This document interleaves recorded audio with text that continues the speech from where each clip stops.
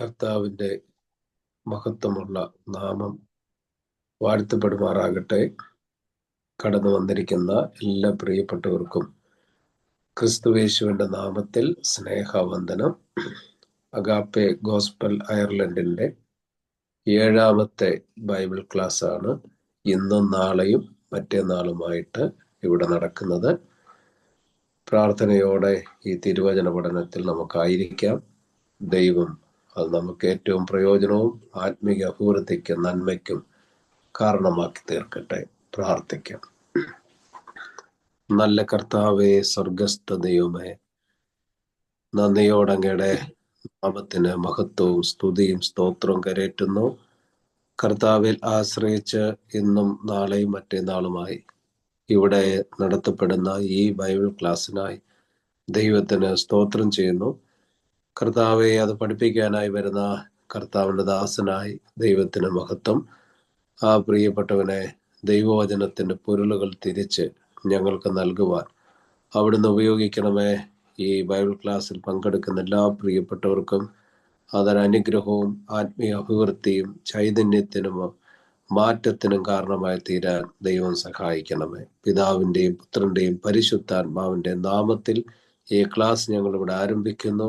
ഇത് ഏറ്റവും അനുഗ്രഹമായി ജീവനുള്ള വചനം, ജീവനുള്ള പ്രവൃത്തി ഞങ്ങളുടെ ജീവിതത്തിൽ ചെയ്യുന്നതിന് കാരണമായി തീരാൻ അവിടുന്ന് സഹായിച്ചാട്ട്. യേശുവിൻ നാമത്തിൽ തന്നെ ആമേൻ. അഗാപ്പെ ഗോസ്പൽ അയർലൻഡിൻ്റെ സ്ഥാപകനായിരിക്കുന്ന ബ്രദർ തോമസ് ആന്റണി ചില വാക്കുകൾ ഈ മിഷനെ കുറിച്ച് പറയുന്നതാണ്. ദൈവനാമത്തിന് മഹത്വം ഉണ്ടായിരിക്കട്ടെ. അഗാപ്പെ ഗോസ്പൽ അയർലൻഡിൻ്റെ 7ാമത് ആനുവൽ ബൈബിൾ സ്റ്റഡി ദൈവകൃപയിൽ ആശ്രയിച്ച് നമ്മളിവിടെ പ്രാർത്ഥിച്ച് ആരംഭിച്ചിരിക്കുകയാണ്. ദൈവവചനത്തെ സൗകര്യത്തിനനുസരിച്ച് വ്യാഖ്യാനിച്ച് ജനത്തെ ക്രിസ്തു എന്ന പരമമായ ലക്ഷ്യത്തിൽ നിന്ന് വ്യതിചലിപ്പിക്കുന്ന ഒരു കാലഘട്ടത്തിൽ സത്യവചനത്തെ യഥാർത്ഥമായി പൊരുൾ തിരിച്ച് പഠിപ്പിക്കുക എന്നതാണ് അഗാപ്പെ ഗോസ്പൽ അയർലൻഡിൻ്റെ ഏക ലക്ഷ്യം. 2018 അഗാപ്പെ ഗോസ്പൽ അയർലൻഡ് പ്രവർത്തനം തുടങ്ങുന്നത്. ഈ അവസരത്തിൽ അഗാപ്പയുടെ സ്പിരിച്വൽ മെൻറ്ററായിരിക്കുന്ന പ്രിയപ്പെട്ട ഇവാഞ്ചലിസ്റ്റ് സാജു ജോൺ മാത്യുവിനെ സായിച്ചാനെ പ്രത്യേകമായിട്ട് ഓർക്കുന്നു. സായിച്ചാന് വേണ്ടി പ്രത്യേകമായി പ്രാർത്ഥിക്കുകയും ചെയ്യുന്നു. കഴിഞ്ഞ 6 ആനുവൽ ബൈബിൾ സ്റ്റഡികളിൽ ക്ലാസ്സുകൾ നയിച്ച evangelist Saju John Mathew, pastor Chase Joseph, pastor Jo Thomas Bangalore, pastor Aby Ayroor, pastor John Thomas, pastor Varghese M Samuel എന്നിവരെ ഈ അവസരത്തിൽ ഓർക്കുന്നു. ഒപ്പം കഴിഞ്ഞ 6 വർഷങ്ങളായി എല്ലാ വ്യാഴാഴ്ചകളിലും അഗാപ്പയ്ക്ക് വേണ്ടി വീക്കിലി ബൈബിൾ സ്റ്റഡി വിവിധ വിഷയങ്ങളിൽ ക്ലാസ്സുകൾ നയിക്കുന്ന പ്രിയപ്പെട്ട പാസ്റ്റർ കെ പി സുനിലിനെ ഓർത്ത് പ്രാർത്ഥിക്കുന്നു. ദൈവം അദ്ദേഹത്തെ ധാരാളമായി അനുഗ്രഹിക്കട്ടെ എന്ന് ആശംസിക്കുന്നു. അഗാപ്പയുടെ 7th ആനുവൽ ബൈബിൾ സ്റ്റഡിയിൽ നമുക്ക് വേണ്ടി റെവലേഷൻ 1 to 3 ചാപ്റ്റേഴ്സിൽ നിന്ന് ക്ലാസ് എടുക്കുന്നത് ഏറ്റവും ബഹുമാന്യനായ പാസ്റ്റർ വി.ഒ. വർഗീസ് ബോംബെയിൽ നിന്നുള്ള ദേവദാസനാണ്. അദ്ദേഹത്തിലൂടെ ദൈവത്തിൻ്റെ ആത്മാവ് ഈ ദിവസങ്ങളിൽ നമ്മോട് സംസാരിക്കട്ടെ എന്ന് പ്രാർത്ഥിക്കുന്നു. അഗാപ്പയുടെ മീറ്റിങ്ങുകളിൽ സഹകരിക്കുന്ന എല്ലാവരെയും നന്ദിയോടെ ഓർക്കുന്നു, പ്രാർത്ഥിക്കുന്നു. ഈ മീറ്റിങ്ങുകളിലേക്ക് എല്ലാവരെയും ദൈവനാമത്തിൽ സ്വാഗതം ചെയ്യുന്നു. ആമേൻ.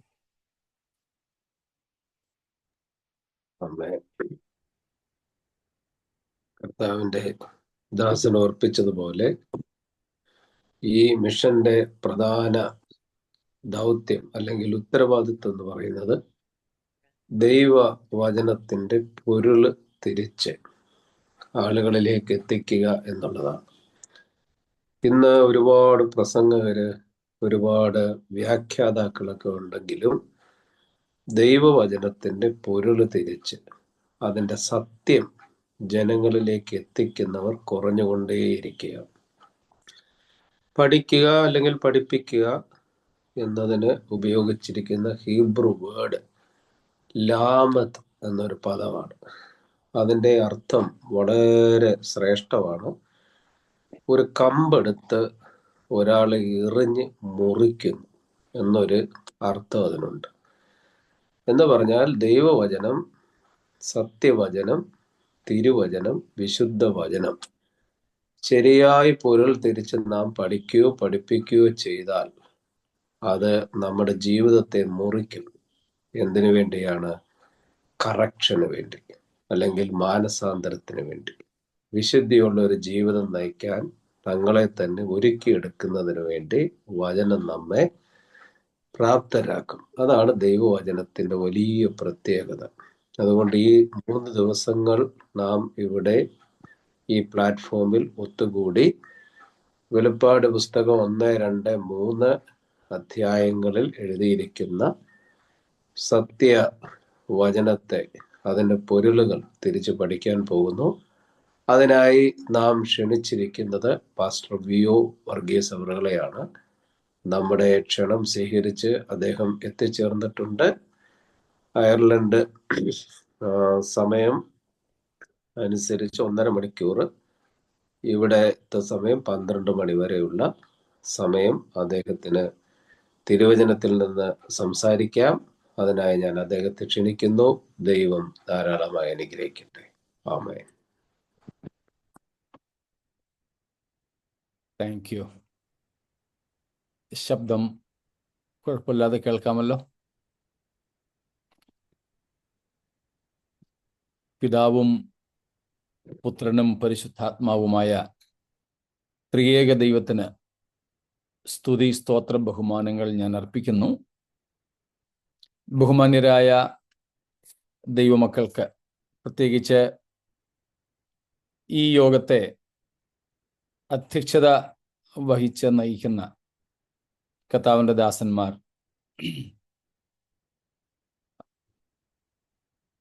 ഞാൻ സ്ക്രീനിൽ കാണുന്നതനുസരിച്ച് പ്രിയപ്പെട്ട കർത്താവിൻ്റെ ദാസൻ സുനിൽ, അതുപോലെ ഞാനുമായിട്ട് സംസാരിക്കുകയും എന്നെ ക്ഷണിക്കുകയും ഒക്കെ ചെയ്ത പ്രിയ കർത്താവിൻ്റെ ദാസൻ തോമസ് ആന്റണി, മറ്റ് പ്രിയപ്പെട്ടവർ എല്ലാവർക്കും ക്രിസ്തീയ അഭിവാദനങ്ങൾ.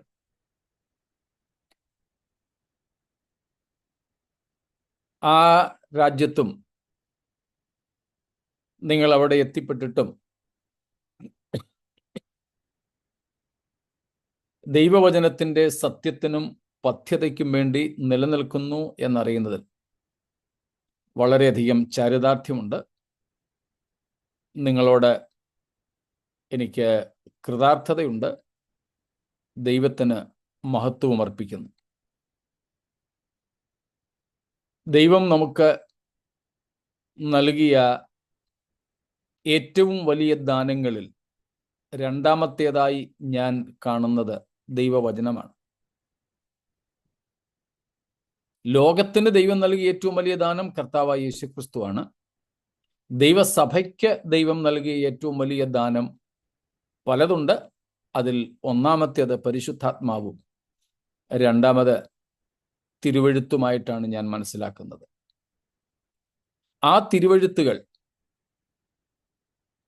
അത് പരിശുദ്ധാത്മാവ് ഉദ്ദേശിച്ച അതേ അർത്ഥത്തിൽ മനസ്സിലാക്കുവാൻ, പഠിക്കുവാൻ ദൈവം നമുക്ക് കൃപയേകട്ടെ എന്ന് കർത്താവിനോട് പ്രാർത്ഥിക്കുന്നു. ഞാൻ സാധാരണ ഇങ്ങനെയുള്ള യോഗങ്ങളിൽ തുടക്കത്തിൽ പറയുന്ന 2-3 വാചകങ്ങളും ചില വസ്തുതകളും ഇവിടെയും ആവർത്തിക്കുന്നു. ഇതിനു മുൻപ് എന്നെ എവിടെയെങ്കിലും കേട്ടിട്ടുള്ളവർക്കുണ്ടെങ്കിൽ അതൊരു പക്ഷേ ആവർത്തനമായിരിക്കും. സദയം ക്ഷമിക്കുക. ഞാനൊരു പുസ്തകത്തിൻ്റെ ആമുഖത്തിൽ വായിച്ച 3 വാചകങ്ങൾ പൊതുവെ ഞാൻ പ്രസ്താവിക്കാറുണ്ട്. ഈ വചന പഠനത്തിലൂടെ കർത്താവിൻ്റെ വരവ് താമസിക്കുന്നെങ്കിൽ ഇന്നും നാളെയും മറ്റന്നാളുമായി നടത്തപ്പെടുന്ന ഈ വചന പഠന പരമ്പരയിലൂടെ ഞാൻ ഉദ്ദേശിക്കുകയും ആഗ്രഹിക്കുകയും പ്രാർത്ഥിക്കുകയും ചെയ്യുന്ന 3 കാര്യങ്ങൾ.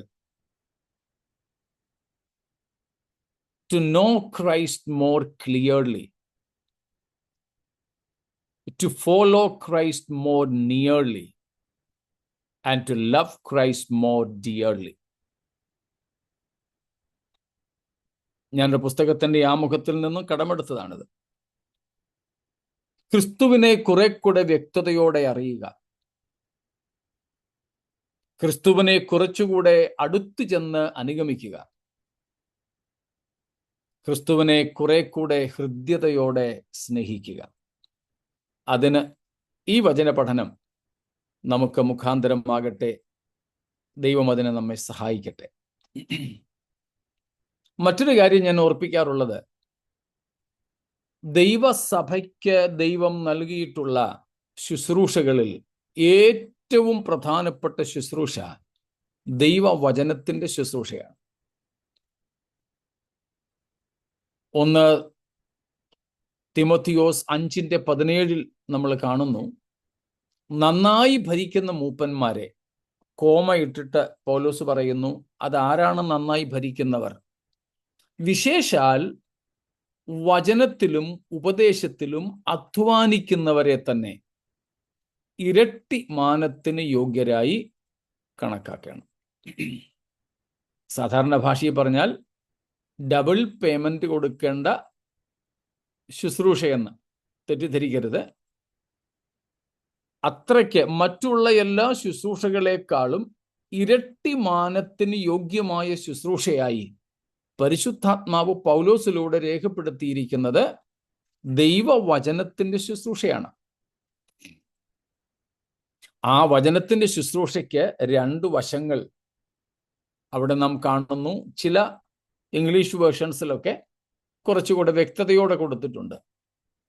മലയാളത്തിൽ വചനത്തിലും ഉപദേശത്തിലും അധ്വാനിക്കുന്നവരെ എന്നാണ്. എന്നാൽ ചില ഇംഗ്ലീഷ് വേർഷൻസിൽ വ്യക്തതയോടെ കൊടുത്തിട്ടുണ്ട്, those who labor in preaching and teaching of the word. Preaching and teaching of the word. അപ്പോൾ ദൈവസഭയ്ക്ക് ദൈവം നൽകിയിട്ടുള്ള ആത്മീയ ശുശ്രൂഷകളിൽ ഏറ്റവും പ്രധാനപ്പെട്ടത് വചന ശുശ്രൂഷ. ആ വചന ശുശ്രൂഷയ്ക്ക് 2 വശങ്ങൾ. 1 പ്രസംഗം, 2 ഉപദേശം പഠിപ്പിക്കൽ. പ്രസംഗം, അതിൻ്റെ പ്രമേയം സുവിശേഷമാണ്. സുവിശേഷം പ്രസംഗിക്കണം. എവിടെ? ലോകത്തിൽ. ആരോട്? ഇതുവരെ വിശ്വസിച്ചിട്ടില്ലാത്തവരോടും രക്ഷിക്കപ്പെട്ടിട്ടില്ലാത്തവരോടും. അങ്ങനെയാണെങ്കിൽ രക്ഷിക്കപ്പെട്ടവരോട് എന്താ ചെയ്യേണ്ടത്? ഉപദേശം പഠിപ്പിക്കുക. Teaching the doctrines. ഉപദേശം പഠിപ്പിക്കുക. അപ്പോൾ ദൈവസഭയ്ക്കകത്ത് വേണ്ട ശുശ്രൂഷ ദൈവവചനത്തിന്റെ ഉപദേശമാണ്, പഠിപ്പീരാണ്. വചനത്തിന്റെ ശരിയായ വ്യാഖ്യാനമാണ്. സ്തോത്രം.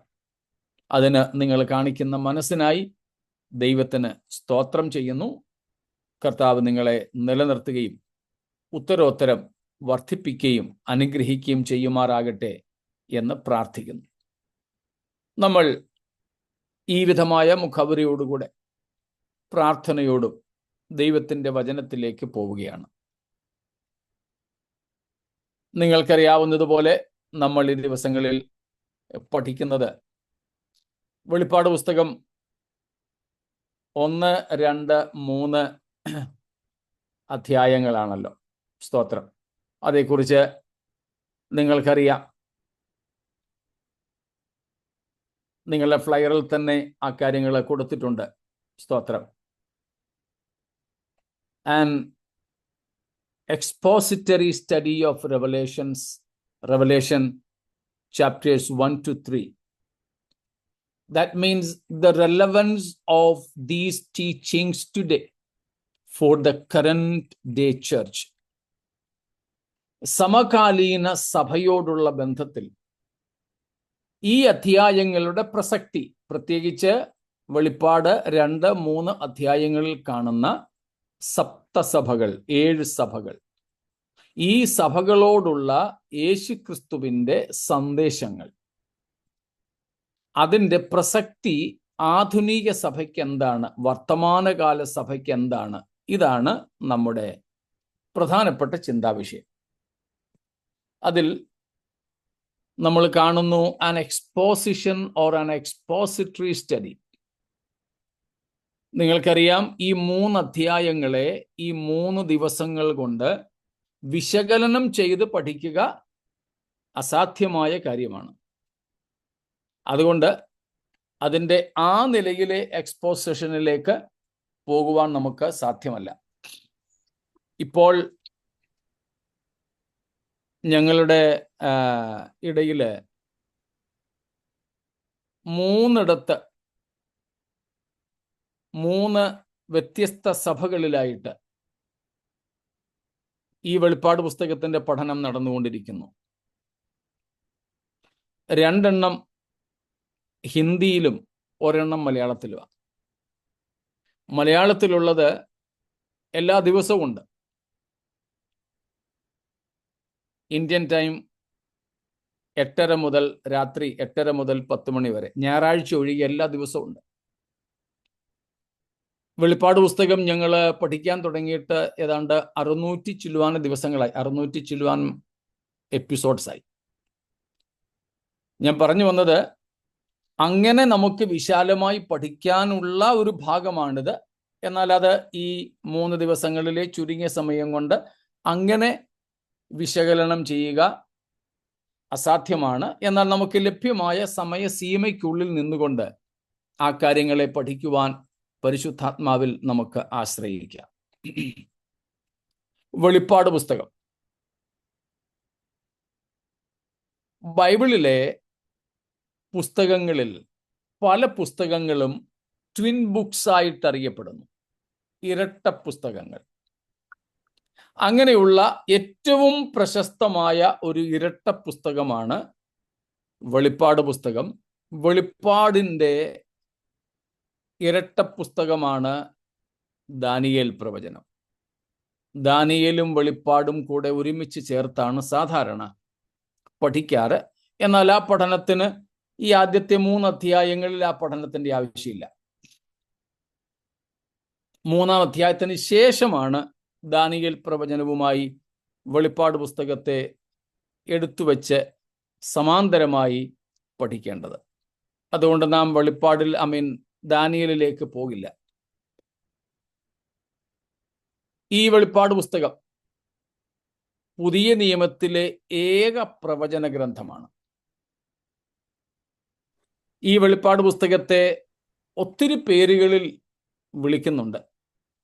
പ്രത്യേകിച്ച് കത്തോലിക്ക പശ്ചാത്തലത്തിൽ നിന്ന് വന്നവർ ഇതിനെ തെറ്റായിട്ടാണ് ഉച്ചരിക്കുന്നത് തന്നെ. വെളിപാടെന്ന, വെളിപാടല്ല വെളിപ്പാട് എന്ന് തന്നെ പറയണം. മറ്റൊന്ന് യോഹന്നാന്റെ വെളിപ്പാടെന്നാണ് പലരും പ്രസംഗകരും പറയാറ്. എന്നാൽ ഇത് യോഹന്നാന്റെ വെളിപ്പാടല്ല, യേശുക്രിസ്തുവിന്റെ വെളിപ്പാടാണ്. 1-ാമത്തെ അധ്യായം 1-ാമത്തെ വാക്യത്തിൽ തന്നെ നാം അത് കാണുന്നുണ്ട്.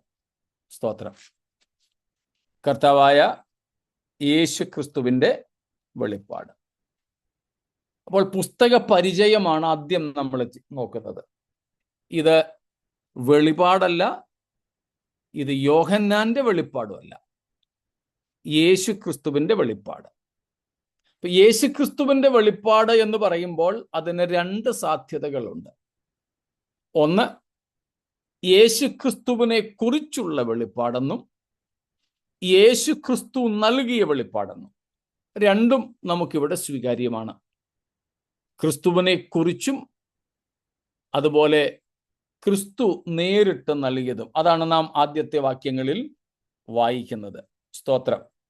വേഗത്തിൽ സംഭവിപ്പാനുള്ളത്. നാം അത് തുടങ്ങുന്നത് തന്നെ അങ്ങനെയാണല്ലോ, യേശുക്രിസ്തുവിന്റെ വെളിപ്പാട് എന്ന് പറഞ്ഞുകൊണ്ടാണ് ഈ പുസ്തകത്തിന്റെ തുടക്കം തന്നെ. എന്നിട്ട് അവിടെ പറയുന്നുണ്ട് എങ്ങനെയാണ്, എന്താണ് ചെയ്തതെന്ന്. നമ്മുടെ വായിക്കുന്നു, യേശുക്രിസ്തുവിന്റെ വെളിപ്പാട്. ആദ്യ വാചകം അങ്ങനെയാണ്. എന്നിട്ട് അതിന് വിശദീകരണം, വേഗത്തിൽ സംഭവിപ്പാനുള്ളത് തൻ്റെ ദാസന്മാരെ കാണിക്കേണ്ടതിന് ദൈവം അത് അവന് കൊടുത്തു.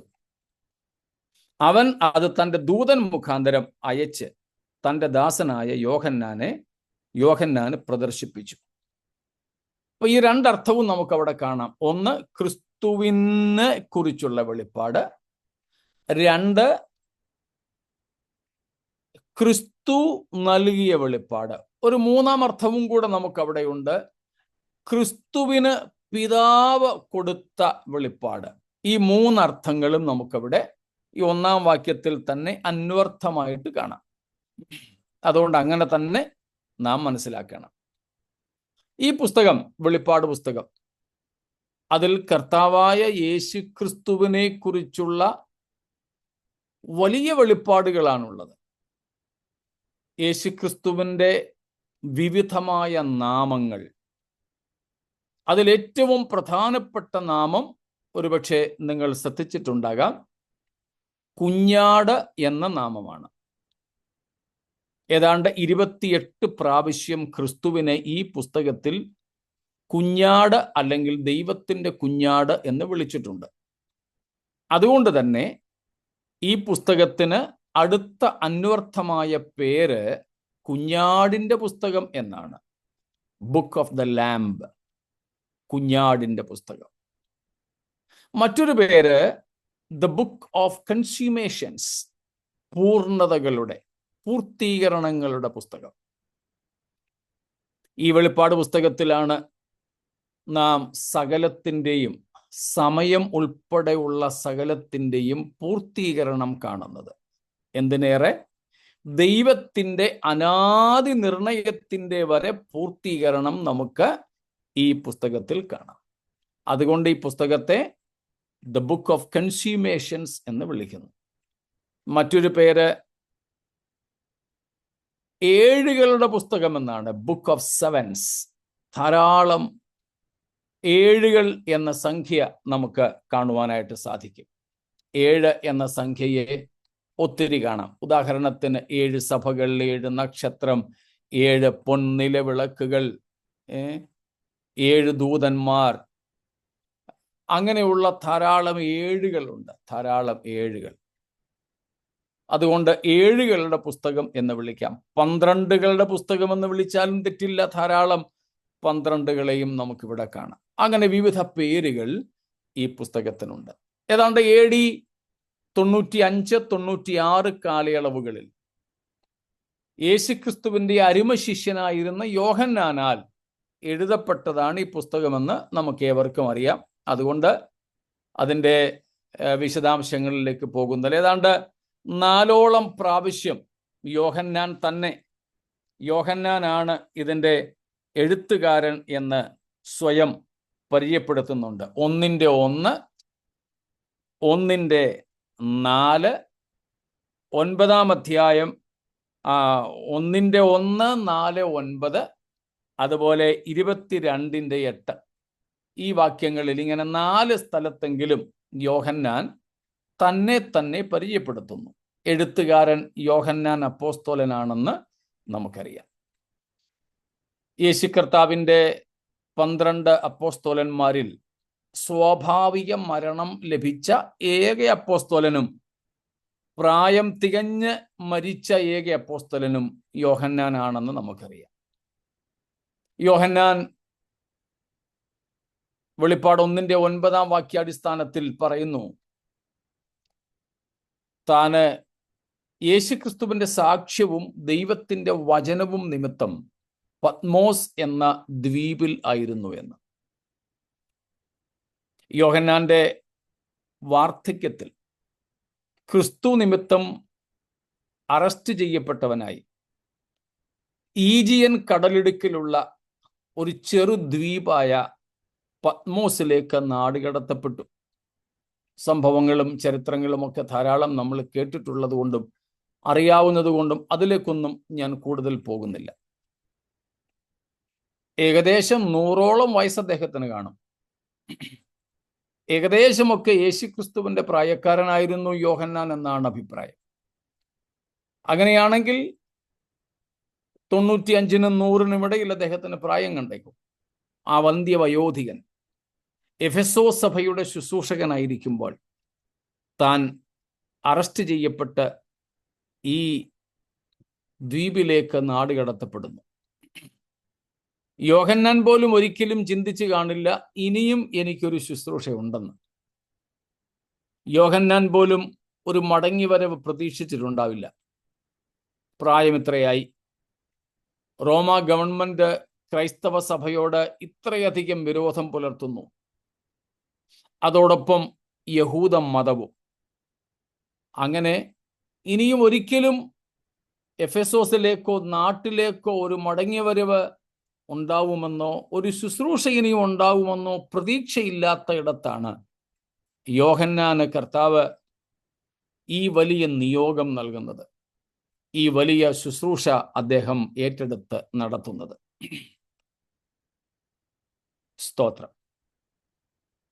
അപ്പം യോഹന്നാൻ ഇവിടെ തന്നെ പരിചയപ്പെടുത്തി, പുസ്തകരചനയുടെ ഉദ്ദേശം പരിചയപ്പെടുത്തി ഒക്കെ നമ്മെ നയിക്കുന്നു. അതിൻ്റെ 1-ാം അധ്യായം 3-ാം വാക്യമാണ് താക്കോൽ വാക്യമായി നമുക്ക് മനസ്സിലാക്കാൻ സാധിക്കുക. കീ വേഴ്സ് 1-ന്റെ 3-ാമത്തെ വാക്യമായിട്ട് മനസ്സിലാക്കുവാൻ സാധിക്കും. അപ്പോൾ ആദ്യത്തെ 1 തൊട്ട് 3 വരെയുള്ള വാക്യങ്ങൾ, 1-ാം അധ്യായം 1 തൊട്ട് 3 വരെയുള്ള വാക്യങ്ങൾ ഒരു മുഖവുരയാണ്. എന്നിട്ട് 4 മുതൽ 7 വരെയുള്ള വാക്യങ്ങൾ വന്ദനമാണ്. വന്ദനം, ഗ്രീറ്റിംഗ്സ്. 9 മുതൽ ഉള്ള വാക്യങ്ങൾ ഈ പുസ്തകത്തിന്റെ പശ്ചാത്തലമാണ്, ബാക്ക്ഗ്രൗണ്ട്. യോഹന്നാൻ എവിടെയായിരുന്നു, എങ്ങനെയായിരുന്നു, അവിടെ വെച്ച് എന്ത് സംഭവിച്ചു. അതിൽ വളരെ പ്രധാനപ്പെട്ട ഒരു കാര്യമാണ് the revelation of the glorified Son of God. തേജസ്കരിക്കപ്പെട്ട ദൈവപുത്രന്റെ ദർശനം. അതാണ് നാം 11-ാമത്തെ വാക്യം മുതൽ കാണുന്നത്. അതിന്റെ വിശദാംശങ്ങളിലേക്ക് പോകുന്നതിന് മുമ്പ് മറ്റ് ചില കാര്യങ്ങൾ കൂടെ നമുക്കിതിനെപ്പറ്റി മനസ്സിലാക്കണം. ഈ പുസ്തകത്തിന്റെ വിഭജനമാണത്. 1, ഈ പുസ്തകത്തിന്റെ വിഭജനം. നിങ്ങൾ കേട്ടിട്ടുണ്ടായിരിക്കും, ബൈബിളിലെ മറ്റൊരു പുസ്തകത്തിനും ഇല്ലാത്ത, സങ്കീർത്തന പുസ്തകത്തിൽ വിഭജനം നമുക്ക് കാണാം.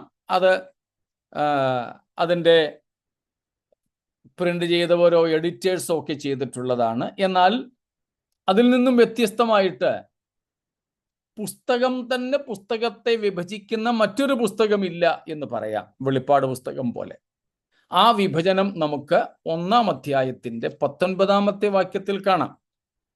1-ാം അധ്യായത്തിന്റെ 19-ാമത്തെ വാക്യം. ചില വാക്യങ്ങൾ വായിക്കുന്നത് ഉചിതമായിരിക്കും. നിങ്ങളിൽ ഒരാൾക്ക് വായിക്കാമെങ്കിൽ നന്നായിരിക്കും. ഒരു ശബ്ദം തന്നെ കേട്ടുകൊണ്ടിരിക്കുന്നതിനേക്കാൾ ശ്രദ്ധ ചെലുത്തുന്നതിന് ഇടയ്ക്ക് ശബ്ദം മാറുന്നതും നന്നായിരിക്കുമല്ലോ. 1:19, 1:19. നീ കണ്ടതും ഇപ്പോൾ ഉള്ളതും ഇനി സംഭവിക്കാനിരിക്കുന്നതും. അവിടെ വെളിപ്പാട് പുസ്തകത്തിന്റെ ത്രിവിധമായ വിഭജനത്തെ കാണാം. 1, നീ കണ്ടത്. 2, ഇപ്പോൾ ഉള്ളത്. 3, ഇനിമേൽ സംഭവിപ്പാനിരിക്കുന്നത്.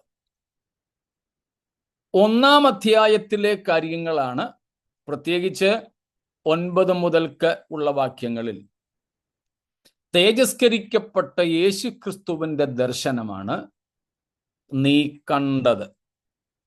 What you have seen. 2, ഇപ്പോൾ ഉള്ളത്. ഇപ്പോൾ ഉള്ളത്, ദ തിങ്സ് ദാറ്റ് ആർ. അതാണ് 2ഉം 3ഉം അധ്യായങ്ങളിലെ 7 ദൈവസഭകളെ കുറിച്ചുള്ള സന്ദേശങ്ങൾ, ദർശനങ്ങൾ. 3ാമത്തേതാണ് ഇനിമേൽ സംഭവിപ്പാനിരിക്കുന്നത്. 4-ാം അധ്യായം മുതൽ 22-ാം അധ്യായം വരെ ഉള്ളത്. 22 അധ്യായം വരെയുള്ളത്. ഇങ്ങനെയാണ് വെളിപ്പാട് പുസ്തകം തന്നെ ആ പുസ്തകത്തെ വിഭജിക്കുന്നത്. അതുകൂടാതെ എനിക്ക് വളരെ ഇഷ്ടപ്പെട്ട മറ്റൊരു വിഭജനവും കൂടെ നിങ്ങളുടെ മുമ്പാകെ വയ്ക്കാം. അത് ഞാനൊരു പുസ്തകത്തിൽ വായിച്ചതാണ്. മുമ്പ് ഞാൻ പറഞ്ഞല്ലോ, വെളിപ്പാട് പുസ്തകത്തെ the book of the lamb, കുഞ്ഞാടിന്റെ പുസ്തകം എന്ന് വിളിക്കാമെന്ന്. ആ അർത്ഥത്തിൽ ഈ പുസ്തകത്തെ വിഭജിക്കുന്ന മറ്റൊരു വിഭജനമുണ്ട്. ആ വിഭജനമാണ് ഒന്നാമത് ചാപ്റ്റേഴ്സ് 1 to 3, 1 മുതൽ 3 വരെയുള്ള അധ്യായങ്ങളെ നമുക്ക് the witness of the lamb instructed, the witness of the lamb instructed, കുഞ്ഞാടിന്റെ സാക്ഷിക്ക് ലഭിക്കുന്ന ഉപദേശം എന്ന അർത്ഥത്തിൽ 1 തൊട്ട് 3 വരെയുള്ള അധ്യായങ്ങളെ കാണാം. 4ഉം 5ഉം അധ്യായങ്ങളെ വിളിക്കുന്നത് the worship of the lamb invited, the worship of the lamb invited, കുഞ്ഞാടിന്റെ ആരാധനയ്ക്ക് വേണ്ടിയുള്ള ക്ഷണം അല്ലെങ്കിൽ ആഹ്വാനം. അതാണ് 4-5 അധ്യായങ്ങൾ. 6 തൊട്ട് 19 വരെയുള്ള അധ്യായങ്ങൾ, 6 to 19, chapters 6 to 19, the wrath of the lamb invoked, the wrath of the lamb invoked, കുഞ്ഞാടിന്റെ പ്രകോപം, കുഞ്ഞാടിന്റെ പ്രകോപം അല്ലെങ്കിൽ കുഞ്ഞാടിന്റെ ക്രോധം അവിടെ വെളിപ്പെടും. ചാപ്റ്റർ 20, 20ാമത്തെ അധ്യായം, the reign of the lamb instituted, the reign of the lamb instituted, കുഞ്ഞാടിന്റെ വാഴ്ച സ്ഥാപിക്കപ്പെടുന്നു അല്ലെങ്കിൽ തുടങ്ങുന്നു. കുഞ്ഞാടിന്റെ വാഴ്ച. 21, 22, the wife of the lamb introduced, the wife of the lamb introduced, കുഞ്ഞാടിന്റെ കാന്തയുടെ പരിചയപ്പെടുത്തലാണ് അവിടെ. സ്തോത്രം. ഈ നിലയിലും ഇതിനെ വ്യാഖ്യാനിക്കാം. കൂടാതെ 1ാമത്തെ അധ്യായം ഞാൻ ഈ പറഞ്ഞതുപോലെ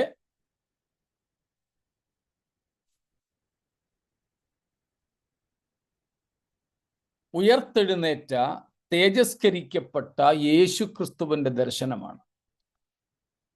The revelation of the magnified, exalted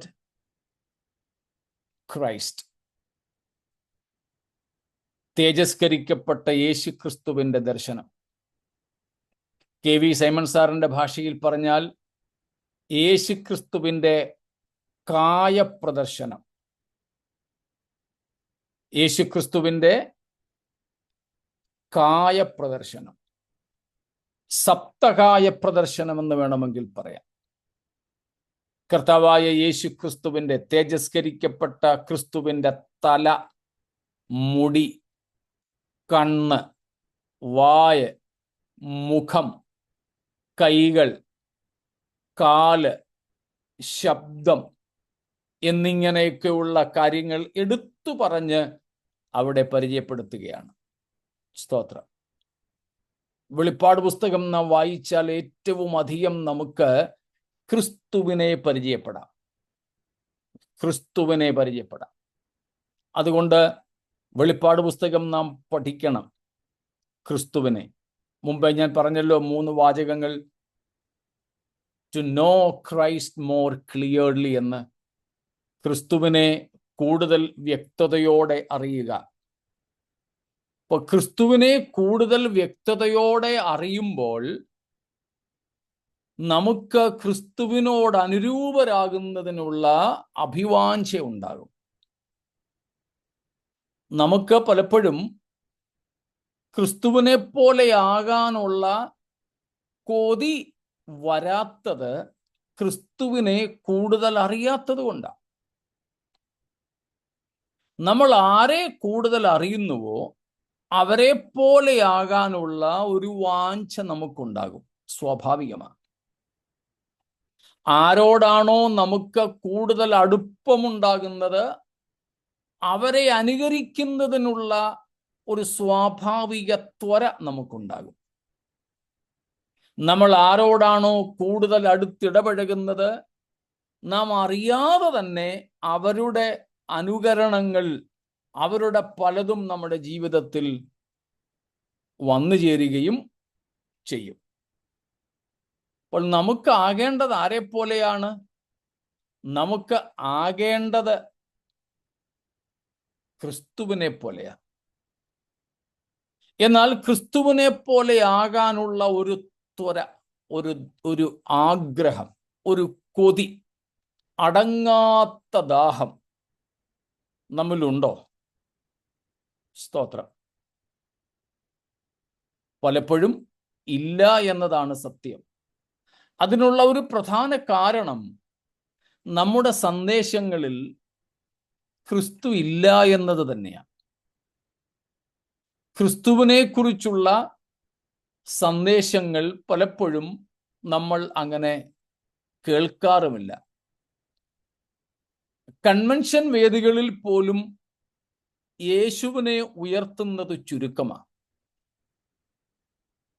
തിരുവത്താഴ് സമയങ്ങളിൽ പോലും ക്രിസ്തുവിൻ്റെ ക്രൂശിനെ പ്രസ്താവിക്കുന്നത് വളരെ വിരളമായിട്ടിരിക്കുന്നു. നമ്മുടെ ഇടയിൽ ഏറ്റവും അധികം പഠിക്കേണ്ട ആളത്വം യേശുക്രിസ്തുവിൻ്റെ ആളത്വമാണ്. പക്ഷേ പലപ്പോഴും സംഭവിക്കുന്നത് വേദപുസ്തകത്തിലെ മറ്റു പല കഥാപാത്രങ്ങളെയുമാണ് നമ്മൾ അവതരിപ്പിക്കാറ്, നമ്മുടെ ഇടയിൽ അവതരിപ്പിക്കപ്പെടാറ്. നമുക്കൊക്കെ പലർക്കും അത് കേൾക്കുന്നതാണ് ഒരു പ്രത്യേക സുഖം. എന്നാൽ ഞാൻ വീണ്ടും ആവർത്തിക്കുന്നു, നാം ഏറ്റവും അധികം അറിയേണ്ടത് നസറായനായ യേശുവിനെ കുറിച്ച്. ഈ വെളിപ്പാട് പുസ്തകം ക്രിസ്തുവിനെ കുറിച്ച് ഒത്തിരി കാര്യങ്ങൾ പറയുന്നു. ക്രിസ്തുവിൻ്റെ വിവിധമായ പേരുകൾ ഞാൻ 1-ാം അധ്യായത്തിൽ നിന്ന് തന്നെ ഒന്ന് ചൂണ്ടിക്കാണിക്കാം. ക്രിസ്തുവിൻ്റെ ചില നാമങ്ങൾ, അതിൻ്റെ വിശദീകരണങ്ങളിലേക്കൊന്നും പോകുവാൻ നമുക്ക് സമയമില്ല. 1-ാമത്തെ വാക്യത്തിൽ തന്നെ നാം കാണുന്നു യേശു ക്രിസ്തു.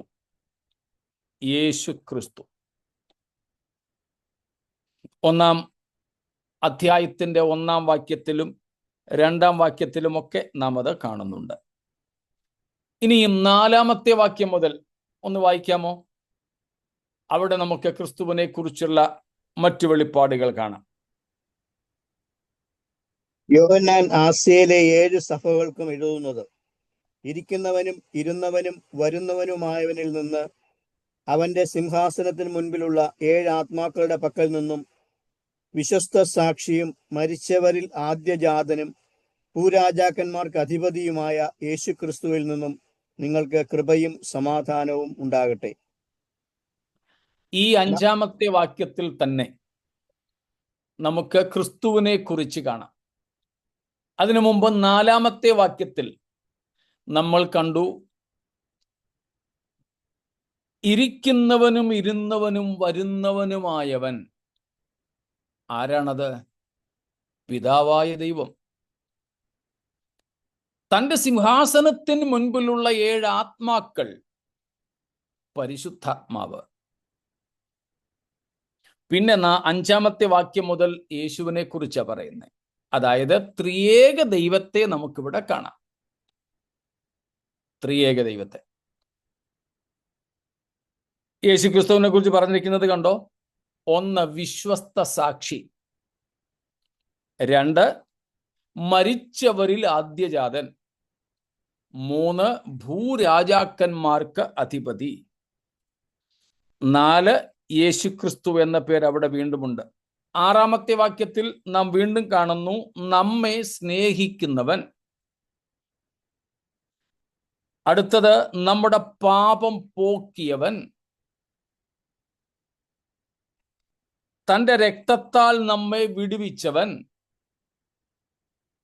തന്റെ പിതാവായ ദൈവത്തിന് നമ്മെ രാജ്യവും പുരോഹിതന്മാരും ആക്കി തീർത്തവൻ. 7-ാമത്തെ വാക്യം, മേഘാരൂഢനായി വരുന്നവൻ, നമുക്ക് വേണ്ടി കുത്തിത്തുളയ്ക്കപ്പെട്ടവൻ. അങ്ങനെ കണ്ടോ, യേശുവിനെ കുറിച്ച് തന്നെ ഇത്രയും ഭാഗങ്ങളിൽ നിന്ന് തന്നെ നാം എത്ര കാര്യങ്ങളാണ് കാണുന്നത്. അപ്പോൾ ക്രിസ്തുവിനെ കുറിച്ചുള്ള ഒരു വെളിപ്പാട്, അൽഫയും ഒമേഗയും, ഇരിക്കുന്നവനും ഇരുന്നവനും വരുന്നവനും സർവശക്തിയുള്ള ദൈവം, കർത്താവുമായവൻ. പിന്നെ ഇങ്ങോട്ട് ക്രിസ്തുവിനെ കുറിച്ചുള്ള വെളിപ്പാട് അങ്ങനെ അങ്ങോട്ട് കാണുകയാണ്. പ്രിയരെ, നമുക്ക് ഏറ്റവും അത്യന്താപേക്ഷിതമായത് ക്രിസ്തുവിനെ കുറിച്ചുള്ള വെളിപ്പാടാണ്. സ്തോത്രം. ക്രിസ്തുവിനെ കുറിച്ചുള്ള പഠനമാണ്, ക്രിസ്തുവിനെ കുറിച്ചുള്ള അറിവാണ്. കർത്താവിനെ നാം അറിയുന്തോറും നമുക്ക് അവനോടുള്ള ആരാധന വർദ്ധിക്കും. കർത്താവിനെ നാം അറിയുന്തോറും കർത്താവിനോടുള്ള നമ്മുടെ സ്നേഹം വർദ്ധിക്കും. As we become acquainted with Christ, his nature will be, our nature will become our nature. We will more and more be like him. കർത്താവിനെ നാം അറിയുന്നതനുസരിച്ച് കർത്താവിനോട് നമുക്ക് വ്യക്തിപരമായ ബന്ധമുണ്ടാകും. കർത്താവിനോട് നമുക്കുണ്ടാകുന്ന വ്യക്തിപരമായ ബന്ധം നമ്മെ ക്രിസ്താനുരൂപരാക്കി മാറ്റും. ഇന്ന് നമ്മുടെ മുൻപിലുള്ള വെല്ലുവിളി നാം ക്രിസ്തുവിനോട് അനുരൂപപ്പെടുക എന്നുള്ളതാണ്, ക്രിസ്താനുരൂപരായി തീരുക എന്നുള്ളതാണ്. സ്തോത്രം. ക്രിസ്താനുരൂപരായി തീരുക. യേശുക്രിസ്തുവിന്റെ സ്വഭാവം എന്തേ നമ്മെ അവനോട് അനുരൂപരായി തീരാനായിട്ട് പ്രേരിപ്പിക്കുകയും വെല്ലുവിളിക്കുകയും ചെയ്തിട്ടുണ്ടോ? സ്തോത്രം. ക്രിസ്താനുരൂപ്യം നമുക്ക് അത്യന്താപേക്ഷിതമാണ്. ക്രിസ്തുവിനോട് നാം അനുരൂപരായി തീരുക. തുടർന്നും നാം നോക്കുമ്പോൾ നമുക്ക് മനസ്സിലാക്കാൻ സാധിക്കുന്നത് 9-ാമത്തെ വാക്യം മുതൽക്ക് യോഹന്നാൻ പത്മോസിന്റെ ഏകാന്ത തടവിലേക്ക് അയക്കപ്പെടാനുള്ള കാരണം പറയുന്നു. His identity or identification with Christ and his saints. യോഹന്നാന് ക്രിസ്തുവിനോടും ക്രിസ്ത്യാനിയോടുമുള്ള ബന്ധം എന്തെന്ന് താൻ വെളിപ്പെടുത്തുന്നു. താൻ പറയുന്നു, ഞാൻ നിങ്ങളുടെ സഹോദരനാണ്. നിങ്ങളുടെ സഹോദരനായ യോഹന്നാൻ എന്ന ഞാൻ. സ്തോത്രം. നിങ്ങളുടെ സഹോദരൻ.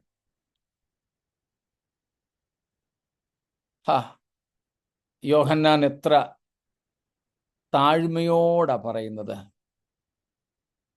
നിങ്ങളുടെ അപ്പോസ്തലൻ എന്നല്ല, നിങ്ങളുടെ പാസ്റ്റർ എന്നല്ല, അന്ന് ജീവിച്ചിരിക്കുന്ന, അന്ന് യോഹന്നാൻ ഇത് എഴുതുമ്പോൾ ജീവിച്ചിരുന്നവരിൽ ഏറ്റവും അഗ്രഗണ്യനും പ്രായമുള്ളവനും യേശുക്രിസ്തുവിനെ നേരിട്ട് കണ്ടവനുമായി യോഹന്നാൻ മാത്രമേ ഉണ്ടായിരിക്കൂ. അത്രയ്ക്ക് അഭിമാനത്തോടും അധികാരത്തോടും തന്നെ പരിചയപ്പെടുത്തുവാൻ കഴിയുമ്പോഴാണ് യോഹന്നാൻ സഭകൾക്ക് ദൂത് പറയുമ്പോൾ പരിചയപ്പെടുത്തുന്നത്, ഞാൻ നിങ്ങളുടെ സഹോദരൻ. ഇന്ന് നമ്മുടെ ഇടയിലെ ഒരു വളരെ പ്രായം പോലും കുറഞ്ഞ ഒരു പാസ്റ്ററിനെ ബ്രദർ എന്നൊന്ന് വിളിച്ചു നോക്കിക്കേ. പലരും അവരവരെ തന്നെ ഇന്ന് അപ്പോസ്തോലനെന്നും പ്രവാചകനെന്നുമാണ് പരിചയപ്പെടുത്തുക. എനിക്ക് ഓർമ്മ വരുന്നു, ക്രിസ്തുവിൽ നിദ്രകൊള്ളുന്ന കാനമച്ചൻ ഈ കാര്യത്തെക്കുറിച്ച് ഒരിക്കൽ പറഞ്ഞത് കാര്യം.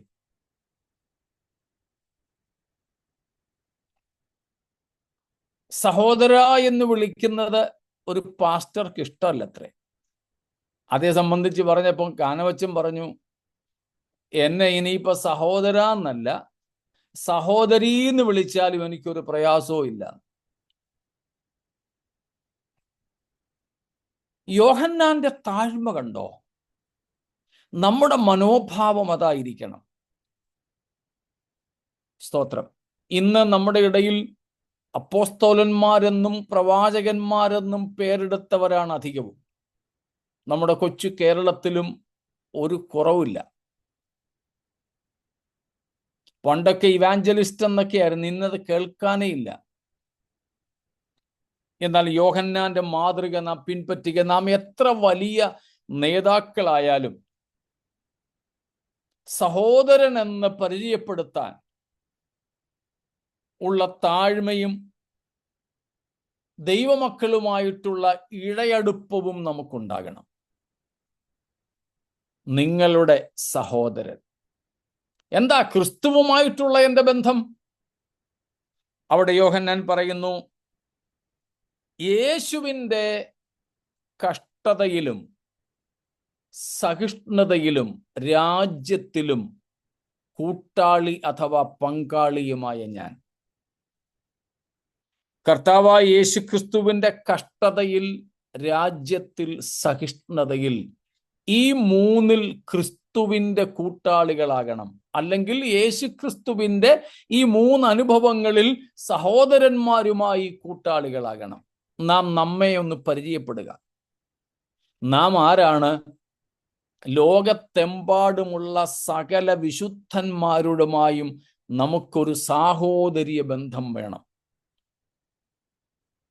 എനിക്ക് നിങ്ങളിൽ ആരെയും പരിചയമില്ല. പക്ഷേ ഒരു ബന്ധമുണ്ട്.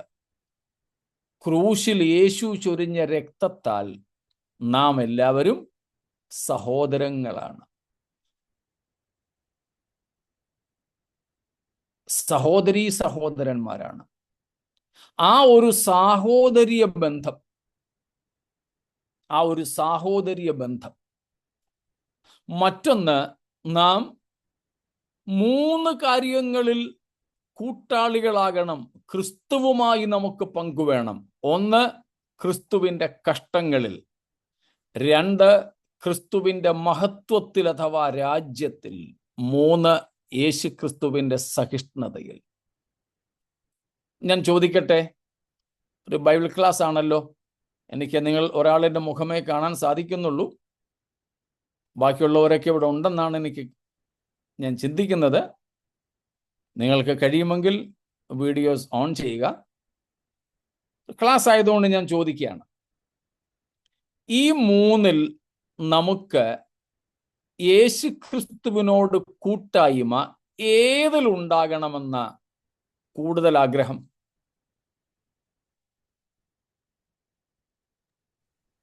നിങ്ങൾക്കൂടെ പ്രതികരിക്കാം. നിങ്ങൾക്ക് ക്രിസ്തുവിന്റെ രാജ്യത്തിൽ നാം എല്ലാവരും ആഗ്രഹിക്കുന്നത് അതാണ്. ക്രിസ്തുവിന്റെ രാജ്യത്തിൽ നാം കർത്താവിനോട് കൂട്ടാളികളായി തീരുക.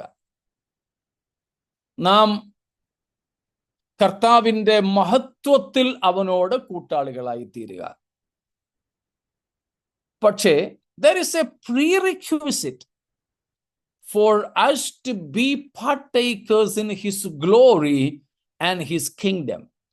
ക്രിസ്തുവിന്റെ രാജ്യത്തിലും ക്രിസ്തുവിന്റെ മഹത്വത്തിലും പങ്കാളികളാകുവാൻ നമുക്ക് ചില അടിസ്ഥാന യോഗ്യത വേണമെന്ന് തിരുവെഴുത്ത് പഠിപ്പിക്കുന്നു.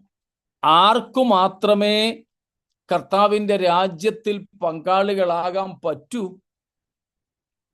എന്താണ് അതിൻ്റെ പ്രീറിക്വിസിറ്റ് എന്ന് പറയുന്നത്? സ്തോത്രം.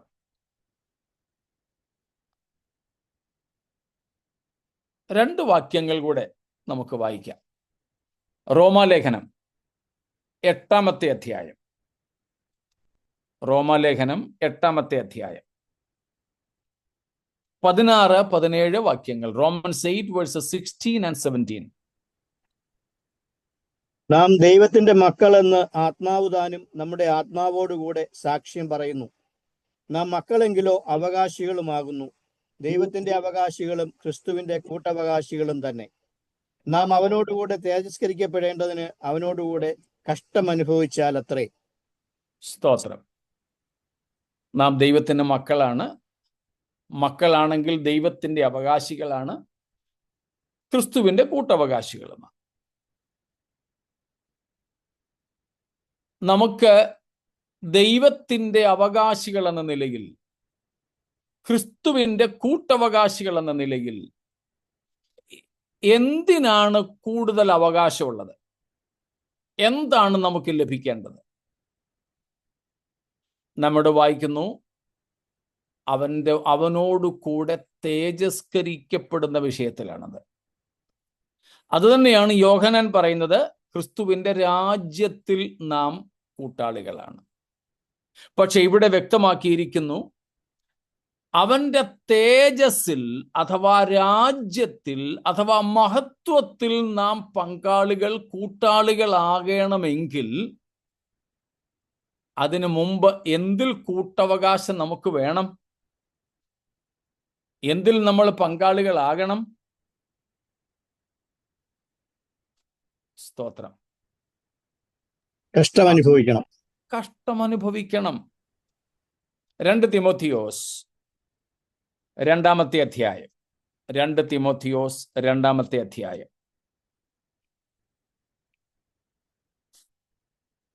അതിൻ്റെ 10, 11, 12 വാക്യങ്ങൾ. അതുകൊണ്ട് ക്രിസ്തു യേശുവിലുള്ള രക്ഷ നിത്യ തേജസ്സോടുകൂടെ വൃതന്മാർക്ക് കിട്ടേണ്ടതിന് ഞാൻ അവർക്കായി സകലവും സഹിക്കുന്നു. നാം അവനോടുകൂടെ മരിച്ചുവെങ്കിൽ കൂടെ ജീവിക്കും, സഹിക്കുന്നുവെങ്കിൽ കൂടെ വാഴും. നാം തള്ളിപ്പറയും എങ്കിൽ അവൻ നമ്മെയും തള്ളിപ്പറയും. കണ്ടോ, ഇവിടെയും പൗലോസ് റോമാലേഖനത്തിലെ അതേ കാര്യം പറയുന്നു. നാം അവനോടുകൂടെ മരിച്ചു എങ്കിൽ കൂടെ ജീവിക്കും, സഹിക്കുന്നു എങ്കിൽ കൂടെ വാഴും. കർത്താവിന്റെ രാജ്യത്തിൽ നാം പങ്കാളികളാകണമെങ്കിൽ, കൂട്ടാളികളാകണമെങ്കിൽ, യോഹന്നാൻ ഇവിടെ പറയുന്ന മറ്റ് 2 കാര്യങ്ങളിലും നാം കൂട്ടാളികളായേ പറ്റൂ. കഷ്ടതയിലും സഹിഷ്ണുതയിലും. വീണ്ടും ഞാൻ ആത്മാർത്ഥതയോടെ ചോദിക്കുന്നു, ക്രിസ്തുവിൻ്റെ കഷ്ടങ്ങളിലും സഹിഷ്ണുതയിലും ക്രിസ്തുവിൻ്റെ കൂട്ടാളികളാകാൻ നമുക്ക് മനസ്സുണ്ടോ? നാം ചിലപ്പോൾ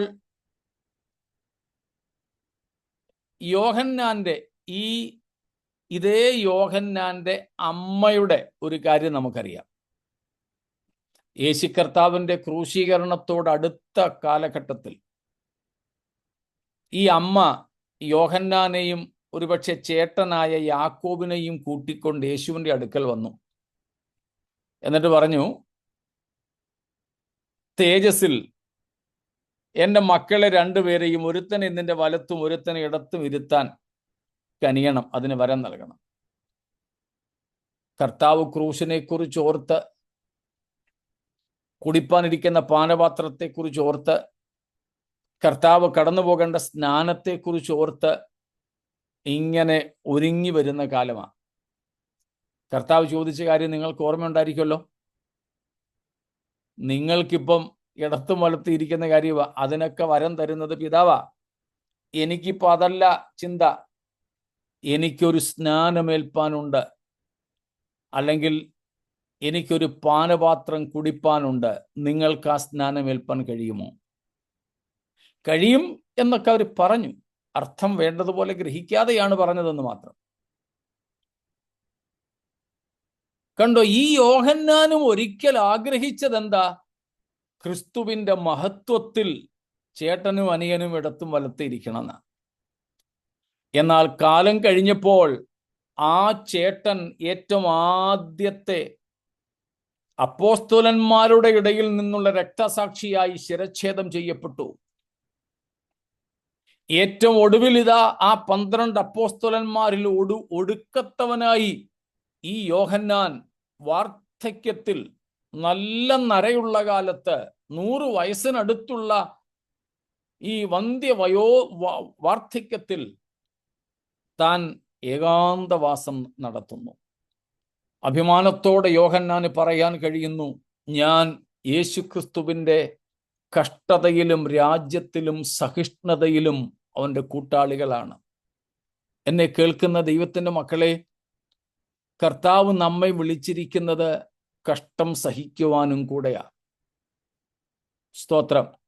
നമുക്കറിയാം, കേട്ടിട്ടുണ്ട്,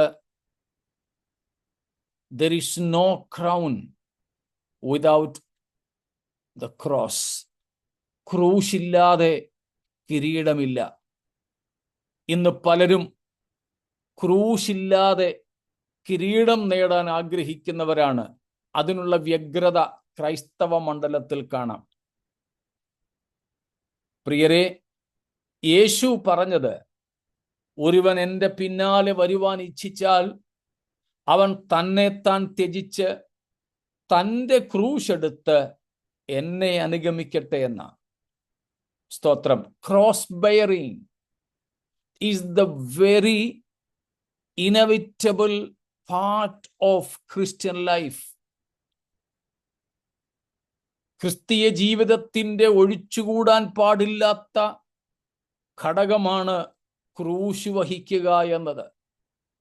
എന്നാൽ ഇന്നത്തെ ആധുനിക പ്രസംഗകർ, ഇന്നത്തെ ടെലിപ്രീച്ചേഴ്സ്, ഇന്നത്തെ ന്യൂജൻ പ്രവാചകന്മാർ, അപ്പോസ്തലന്മാർ, ന്യൂജൻ പ്രസംഗകർ ക്രൂശ് വഹിക്കുന്നതിനെ ശാപമായിട്ട് പറയുന്നവരാണ്, പഠിപ്പിക്കുന്നവരാണ്. അവര് പലപ്പോഴും ക്രൂശും എടുത്തുകൊണ്ട് ക്രൂശിക്കപ്പെട്ടവനായ ക്രിസ്തുവിനെ അനുഗമിക്കുന്ന ക്രിസ്ത്യാനിയെ കണ്ട് തടഞ്ഞു നിർത്തി അവന്റെ തോളിലിരിക്കുന്ന കുരിശ് പിടിച്ചു വാങ്ങി അതിൽ കുറെ കൂടെ ക്രോസ്, കുറുകെയുള്ള തടികൾ അടിച്ചു കൊടുക്കും. ഒരു കുരിശിൽ കുറെ കൂടെ ക്രോസ് ബാറുകൾ അടിച്ചാൽ അതെന്താകുമെന്ന് നിങ്ങൾക്കറിയാമല്ലോ. ഒരു ലാഡർ, ഒരു ഏണിയാകും. ഒരു ക്രിസ്തു ശിഷ്യന്റെ ചുമലിൽ ഇരിക്കുന്ന കുരിശിനെ ഏണിയാക്കി തങ്ങൾക്ക് എത്തിപ്പെടാൻ പറ്റാത്ത ഉയരങ്ങളിലേക്ക് ചാരി വെച്ചു കൊടുത്ത് അതിൽ കൂടെ കയറി അനുഗ്രഹങ്ങളെ സ്വന്തമാക്കൂ എന്ന് വിളിച്ചു പറയുന്ന ആധുനിക വികല സുവിശേഷ പ്രസംഗകരുടെ പുറകെ പോകാതെ, യേശു ക്രിസ്തുവിന്റെ അരുമ ശിഷ്യനായിരുന്നിട്ടും കൂടെ ക്രിസ്തുവിന്റെ കഷ്ടങ്ങളിൽ പങ്കാളിയായി തീർന്ന യോഹന്നാൻ നമ്മോട് പറയുന്ന ആ ക്രിസ്തു സാദൃശ്യത്തിലേക്ക് നടന്നെടുക്കുവാൻ ഞാൻ നിങ്ങളെ പ്രബോധിപ്പിക്കുന്നു.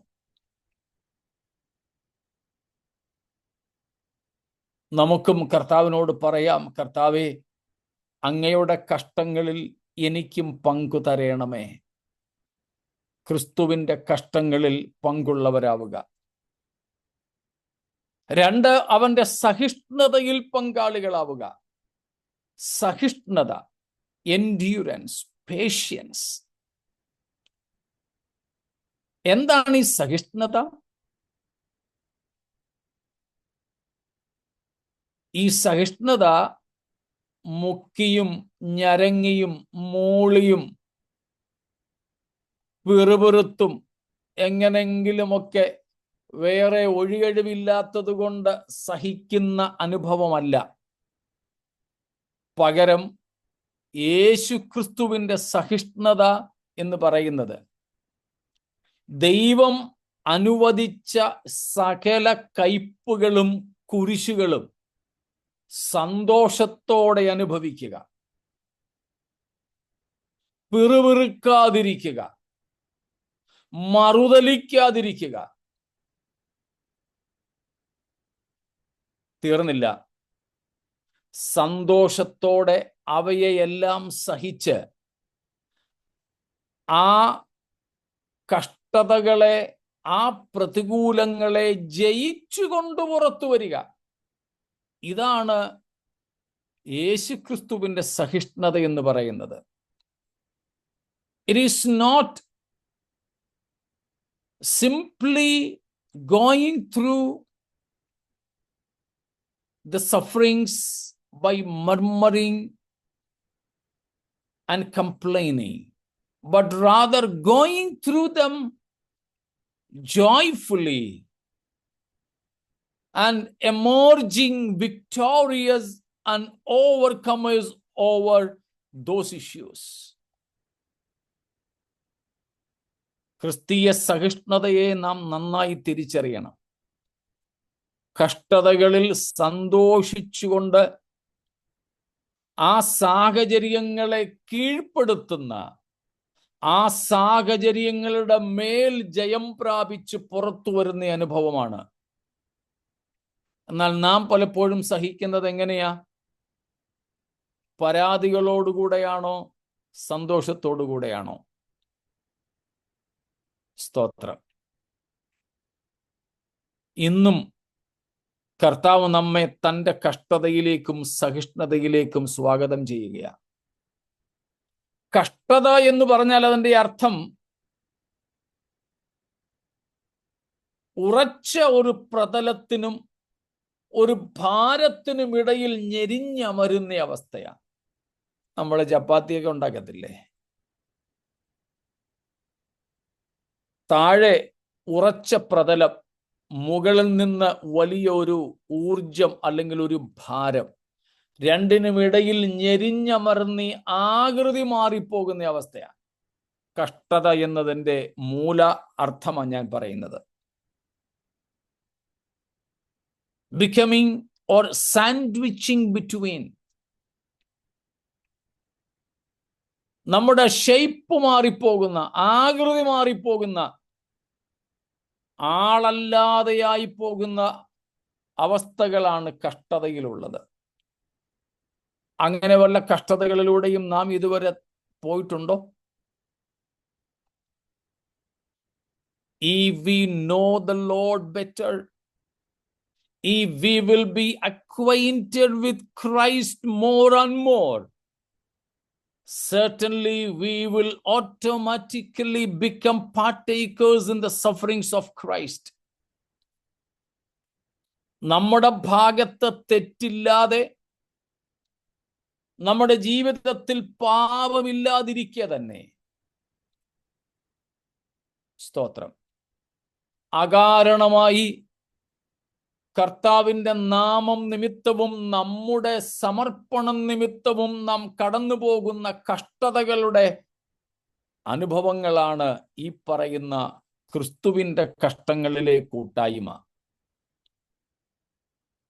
അങ്ങനെയുള്ള അനുഭവങ്ങൾ നമുക്കുണ്ടായിട്ടില്ലെങ്കിൽ അതിൻ്റെ അർത്ഥം കർത്താവുമായി നമ്മുടെ ബന്ധം, നമ്മുടെ അടുപ്പം കുറവാണെന്നാണ് കേട്ടോ. കർത്താവിനോട് നാം അടുക്കും തോറും ക്രിസ്തു നിമിത്തമുള്ള കഷ്ടങ്ങൾ നമ്മുടെ ജീവിതത്തിൽ ഏറി വരും. ആ സമയം പരാതി കാണില്ല, സഹിക്കും സന്തോഷത്തോടെ. പക്ഷേ ആ പ്രശ്നങ്ങളെ അതിജീവിച്ചുകൊണ്ട് പുറത്തു വരും. ഈ രണ്ട് കാര്യങ്ങളിൽ ക്രിസ്തുവിൻ്റെ കൂട്ടാളികളായാൽ, മൂന്നാമത്തേത് പറയണ്ട, താനേ കർത്താവിൻ്റെ കഷ്ടങ്ങളിൽ സഹിഷ്ണുതയിലും കൂട്ടാളികളായ നമ്മെ തൻ്റെ മഹത്വത്തിൽ, തൻ്റെ രാജ്യത്തിൽ, തൻ്റെ തേജസ്സിൽ കൂട്ടാളികളാക്കും. അത് നമ്മുടെ പ്രത്യാശയാണ്. അതാണ് യോഹന്നാൻ ഇവിടെ തന്നെ പരിചയപ്പെടുത്തിയത്. ഇങ്ങനെയുള്ള കഷ്ടങ്ങളിൽ യോഹന്നാൻ പങ്കാളിയാകാൻ കാരണം എന്താണ്? 9-ാം വാക്യം അത് പറയുന്നു. 1, ദൈവവചനം. 2, യേശുവിൻ്റെ സാക്ഷ്യം.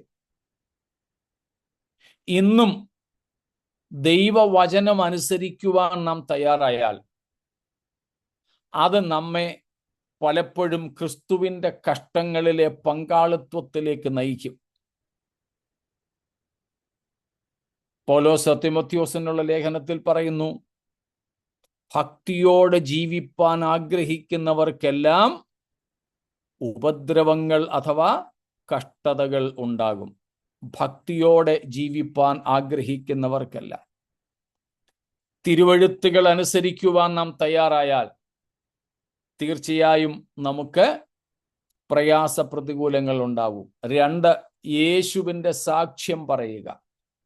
യേശുവിൻ്റെ സാക്ഷികളായി ജീവിക്കുക മാത്രമല്ല, മറ്റുള്ളവരോട് യേശുവിനെ കുറിച്ച് പറയുകയും ചെയ്യുക. ഒരുപക്ഷെ നിങ്ങൾ പാർക്കുന്ന രാജ്യത്ത് പോലും യേശുക്രിസ്തുവിനെ സാക്ഷീകരിക്കുവാൻ പുറത്തിറങ്ങിയാൽ നിങ്ങൾക്ക് പീഡകളും നിന്ദകളും ഉണ്ടാകാം. ചിലപ്പോൾ നിയമ നടപടികൾ വരെയും ഉണ്ടാകും. ഇന്ത്യയിലെ കാര്യം നിങ്ങൾക്കിന്ന് അറിയാമല്ലോ. പല സ്ഥലത്തും, ഇന്ത്യയിൽ തന്നെ ഇന്ന് പലയിടത്തും ബൈബിൾ കയ്യിൽ പിടിച്ചുകൊണ്ട് ക്രിസ്ത്യാനിയാണ് എന്ന് തെളിയിച്ചുകൊണ്ട് നടക്കുവാൻ കഴിയാത്ത അവസ്ഥകളാണ്. സ്വന്തം വീട്ടിൽ പോലും ഇരുന്ന് പാട്ടുപാടാനും പ്രാർത്ഥിക്കാനും കഴിയാത്ത അവസ്ഥയാണ്. സ്വന്തം വീട്ടിലിരുന്നു കൊണ്ട് പല സ്ഥലങ്ങളിലും. എന്നാൽ അപ്പോഴും ഭയപ്പെടാതെ യേശുവിൻ്റെ സാക്ഷ്യം പറയുവാൻ, ക്രിസ്തുവിന് സാക്ഷികളായി നിൽക്കുവാൻ നാം തയ്യാറായാൽ, സ്തോത്രം, നമുക്ക് കഷ്ടവും സങ്കടങ്ങളും ഉണ്ടാകും. അത് സന്തോഷത്തോടെ സഹിക്കുവാൻ നമുക്ക് സാധിക്കണം. ഇതാണ് യോഹന്നാൻ തന്നെ പരിചയപ്പെടുത്തുന്നത്. അടുത്തത് 10-ാമത്തെ വാക്യത്തിൽ നമ്മൾ കാണുന്നു, കർത്തൃദിവസത്തിൽ ഞാൻ ആത്മവിവശനായി.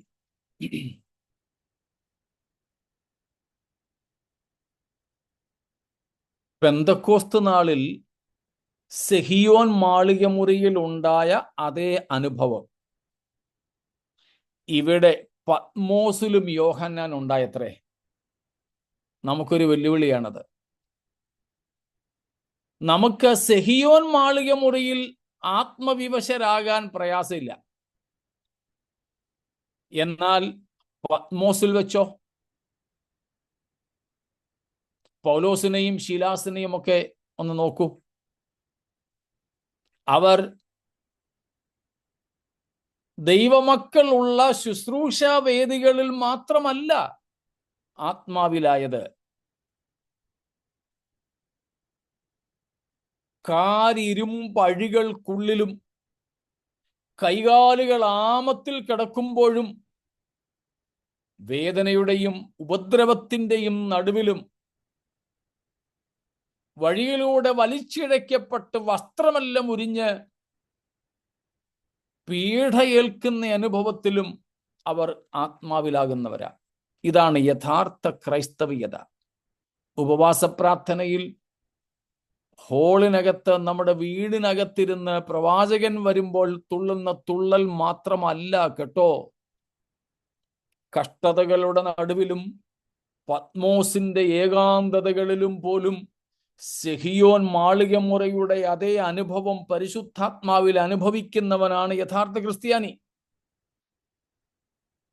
നമുക്കത് അനുഭവിക്കാൻ സാധിക്കുന്നുണ്ടോ? പലർക്കും സെഹിയോൻ മാളികയിൽ പോലും ആത്മാവിന്റെ അനുഭവം ഇല്ലെന്ന് വെച്ചാൽ പിന്നെ പത്മോസിലെ കാര്യം ചോദിക്കണം. യെരുശലേമിലും എഫെസോസിലും പോലും ഈ ആത്മാവിന്റെ നിറവില്ലെന്ന് വെച്ചാൽ പിന്നെ കാരാഗ്രഹത്തിലെ കാര്യം ചോദിക്കണോ? എന്നാൽ ഇവിടെ പരിശുദ്ധാത്മാവിനൊരാളിനെ നിറയ്ക്കുവാൻ സ്ഥലമോ സന്ദർഭമോ ഒരു തടസ്സമല്ല. നാം ആത്മാവിന് വിധേയപ്പെടാൻ തയ്യാറാണോ? നാം ആയിരിക്കുന്ന സാഹചര്യങ്ങൾക്ക് അതീതമായി പരിശുദ്ധാത്മാവ് നമ്മെ നിറയ്ക്കും. ഇവിടെ യോഹന്നാൻ ആത്മവിവശതയിലായി. എന്നിട്ട് യോഹന്നാൻ ചിലത് കേൾക്കുന്നു, ചിലത് കാണുന്നു. യോഹന്നാൻ ഇവിടെ ഒരു മഹാനിയോഗം ലഭിക്കുകയാണ്. He is experiencing Jesus here even in this loneliness. ഒരു കാര്യം പറയാം, നമ്മൾ കേട്ടിട്ടുള്ളതായിരിക്കും. A true Christian can be alone, but never he be lonely. A Christian can be alone, but never ever he will be lonely.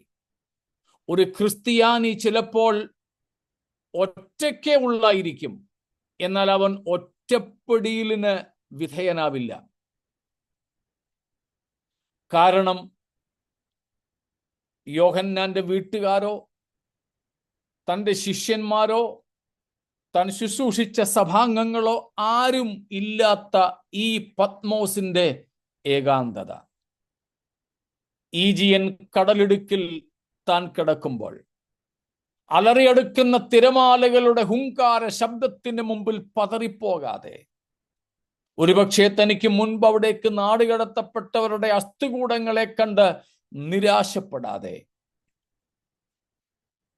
യെരൂശലേമിലേതുപോലെ ആത്മവിവിശതയിലായ യോഹന്നാന്റെ അടുക്കലേക്ക് അവന്റെ ഏകാന്തതയെ ഭേദിച്ചുകൊണ്ട് തേജസ്കരിക്കപ്പെട്ട മശിഹ തമ്പുരാൻ ഇറങ്ങി വരികയാണ്.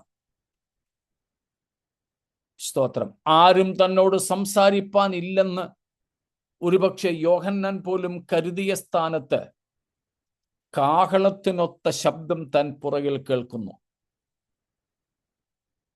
അതൊരു മഹാനിയോഗമായിരുന്നു. That was a commissioning. See, never John expected a new commissioning even at this stage of his life. തൻ്റെ ആയുസിന്റെ ഈ സന്ദർഭത്തിൽ ഇനിയും ഒരു പുതിയ നിയോഗം താൻ പ്രതീക്ഷിച്ചിട്ടുണ്ടാവില്ല. ഇതുവരെയും ഏൽപ്പിക്കപ്പെടാത്ത ഒരു നിയോഗം നീ കാണുന്നത് എഴുതി 7 സഭകൾക്ക് അയച്ചു കൊടുക്കുക എന്ന ഒരു മഹാനിയോഗം, എ കമ്മീഷനിങ്. സ്തോത്രം. ഇനിയും സാധ്യതയില്ല എന്ന് തോന്നുന്നിടത്ത് ഇവിടെ യോഹന്നാന് നിയോഗം ലഭിച്ചതുപോലെ നമുക്കും സാധ്യമാണ് കേട്ടോ. സ്തോത്രം. ആരും നമ്മോട് സംസാരിപ്പാനും ഇടപെടാനും ഇല്ലെങ്കിലും നമ്മുടെ ഏകാന്തതകളുടെ നടുവിൽ അവയെ ഭേദിച്ചുകൊണ്ട് ഇറങ്ങി വരുന്ന തേജസ്കരിക്കപ്പെട്ട മശിഹയുണ്ട്. തന്നോട് സംസാരിച്ച നാദം എന്തെന്ന് കാണുവാൻ പുറകോട്ട് നോക്കിയെന്ന യോഹന്നാൻ പറയുന്നത്. അപ്പോൾ 13 മുതൽക്കുള്ള വാക്യങ്ങളിൽ നമ്മൾ കാണുന്നു 7 പൊൻനിലവിളക്കുകൾ, അവയുടെ നടുവിൽ ഉലാവുന്ന കർത്താവ്, മാറത്ത് പൊൻകച്ച കെട്ടിയവൻ, അവന്റെ തലമുടി, കണ്ണ്, അതിനുശേഷം നാം കാണുന്നു കാല്, അവന്റെ ശബ്ദം, 16-ാം വാക്യത്തിൽ അവന്റെ വലങ്കൈ, അവന്റെ വായ, അവന്റെ മുഖം. അപ്പൊ 13 മുതൽ 16 വരെയുള്ള വാക്യങ്ങളിൽ നാം യേശുക്രിസ്തുവിനെ കാണുന്നു, മനുഷ്യപുത്രനോട് സദൃശ്യനായ ഒരുവൻ.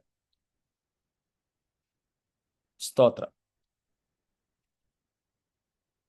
യേശുക്രിസ്തുവിന്റെ തലയും തലമുടിയും അവന്റെ നിത്യത്വത്തെ, സനാതനത്വത്തെ കാണിക്കുന്നു. ഇറ്റേണിറ്റി. അതുപോലെ തന്നെ അവന്റെ ന്യായാധിപത്യത്തെ കാണിക്കുന്നതാണ് അവന്റെ വസ്ത്രം. മാറത്ത് പൊൻകച്ച കെട്ടിയവൻ. പുരോഹിത വസ്ത്രമല്ലത്, അത് നടുക്കെട്ടാണ് പുരോഹിത വസ്ത്രം. ഇത് മാറത്ത് പൊൻകച്ച, അത് ന്യായാധിപ വസ്ത്രമാണ്. സ്തോത്രം.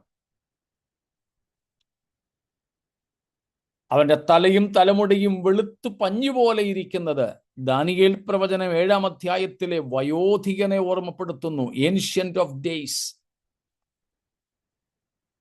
അത് യേശുക്രിസ്തുവിന്റെ വാർദ്ധക്യമല്ല, നിത്യത്വത്തെ, സനാതനത്വത്തെ, ഇറ്റേണിറ്റിയെ കാണിക്കുന്നു. തൻ്റെ ന്യായാധിപത്യത്തെ കാണിക്കുന്നു. അഗ്നിജ്വാലയ്ക്കൊത്ത കണ്ണുകൾ ഒരിക്കൽ ഗെതസമനയിൽ വെച്ച്, ഗബ്ബഥയിൽ വെച്ച്, ഗൊൽഗോഥയിൽ വെച്ചൊക്കെ അവന്റെ കണ്ണ് കെട്ടി അവനെ മുഖത്ത് അടിക്കുകയും ഇടിക്കുകയും ചെയ്തു. എന്നാൽ ഇവിടെ തേജസ്കരിക്കപ്പെട്ട മശിഹയുടെ കണ്ണുകൾ അഗ്നിജ്വാലയ്ക്കൊത്തത്. അവന്റെ ദൃഷ്ടിക്ക് മറഞ്ഞിരിക്കുന്നതൊന്നുമില്ല. അവന്റെ കണ്ണുകളെ ക്രൂശീകരണ വേളയിലേതുപോലെ മൂടിക്കെട്ടാൻ ആർക്കും കഴിയാത്ത അഗ്നിജ്വാലയ്ക്കൊത്ത കണ്ണുകൾ. പീലാത്തോസിന്റെ മുമ്പിൽ മിണ്ടാതെ നിന്ന കുഞ്ഞാടല്ലിപ്പോൾ അവന്റെ ശബ്ദം പെരുവെള്ളത്തിന്റെ ഇരച്ചിൽ പോലെ, ബഹുപുരുഷാരത്തിന്റെ ആരവം പോലെ, കേൾക്കുന്നവർക്ക് ഭയമുളവാകുന്ന ശബ്ദം. സ്തോത്രം. അവൻ 7 പൊൻനിലവിളക്കുകളുടെ നടുവിൽ നടക്കുന്നു. ക്രിസ്തുവിന്റെ വാസം ദൈവസഭയ്ക്ക് നടുവിൽ. പറയട്ടെ പ്രിയരെ, ക്രിസ്തു സാന്നിധ്യമില്ലാത്ത സഭകൾ സഭകളല്ല. ആവർത്തിക്കുന്നു, ക്രിസ്തു സാന്നിധ്യമില്ലാത്ത സഭകൾ സഭകളല്ല. സ്തോത്രം. ഞാൻ പലപ്പോഴും പറയാറുള്ള ഒരു വസ്തുതയുണ്ട്. വില്യം ബാർക്ലേയുടെ വാക്കുകൾ കടമെടുത്തിട്ട് ഞാൻ പറയുന്ന ഒരു സംഗതിയാണ്. ഇന്നത്തെ പല സഭകളും സഭകളല്ല എന്ന്. അതുകൂടെ പറഞ്ഞ് ഞാൻ നിർത്താം. നാം യേശുക്രിസ്തുവിനെ ഇവിടെ കാണുന്നു. മാറത്ത് പൊൻകച്ച കെട്ടിയവനായി 7 പൊൻനിലവിളക്കുകളുടെ നടുവിൽ കൂടെ നടക്കുക. 19ഉം 20ഉം വാക്യങ്ങളിൽ നമ്മൾ കാണുന്നുണ്ട് പൊൻനിലവിളക്കുകൾ സഭകളാണ്. ക്രിസ്തു സഭകളുടെ നടുവില, അല്ലെങ്കിൽ സഭയുടെ നടുവില. ക്രിസ്തുവിന്റെ സാന്നിധ്യം ഇല്ലാത്ത കൂടിവരവുകൾ സഭകളല്ലെന്ന ഞാൻ പറഞ്ഞത്.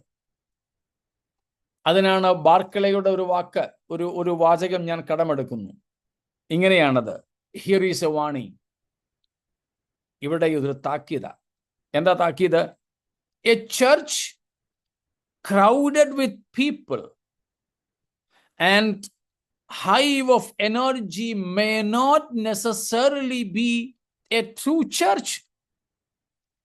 ആൾക്കാരെ കൊണ്ട് നിറഞ്ഞ വൈബ്രന്റ് ആയിട്ടുള്ള, വളരെ ശക്തിയോടെ ഊർജ്ജസ്വലതയോടെ പ്രജ്വലിച്ചു നിൽക്കുന്ന ഒരു സഭ ആൾക്കാർ വന്നതുകൊണ്ടും അവിടെ നിറഞ്ഞു നിൽക്കുന്ന ഒരു തരം ഊർജം കൊണ്ടും സഭയാകണമെന്ന് നിർബന്ധമില്ല.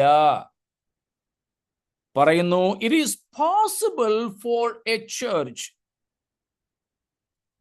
To be crowded because its people come to be entertained instead of instructed.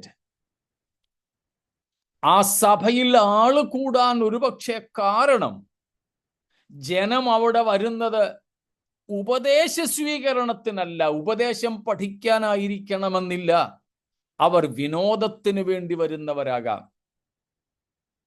മറ്റൊരു കാര്യം പറയുന്നത്, people may be crowding there to be